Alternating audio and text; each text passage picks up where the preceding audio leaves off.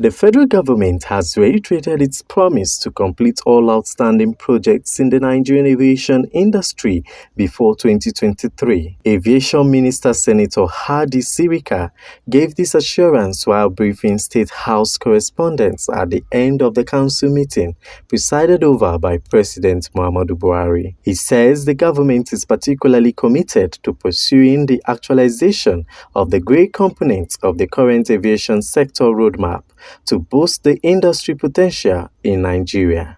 All our roadmap items are PPP, and those PPPs, they take time.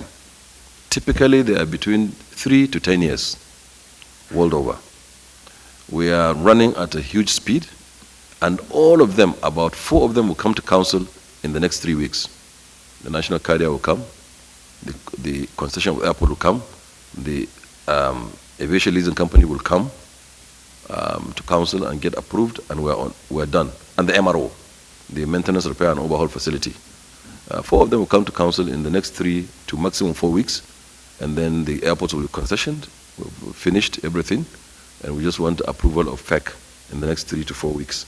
So the roadmap, substantially, up to 70%, has been implemented, and give credit to President Buhari's government. Thank you. In her briefing, Minister of Humanitarian Affairs, Disaster Management and Social Development, Sadiya Farouk, said that the bill seeking to establish the National Social Investment Program as an agency that will work in carrying out the mandate of President Buhari in lifting 100 million Nigerians out of poverty was approved. According to the minister, Council also approved the National Flood Emergency Preparedness and Response Plan, which will be implemented in collaboration with relevant stakeholders to mitigate the possible effects of flooding incidences across the country. The submission is to create the National Social Investment Program as an agency in line with Mr. President's agenda to lift 100 million Nigerians out of poverty by the year 2030.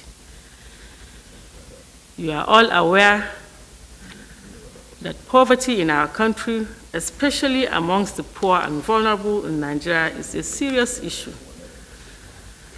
The performance of the NCIP since inception in 2016 to date, under the administration of His Excellency President Muhammadu Buhari, through the 4 cluster programs of Empower, JIP, Conditional Cash Transfer, and the National Homegrown School Feeding Program will have been appreciated by Nigerians. Therefore, government's decision is very apt, and today, Council has approved the establishment of this bill.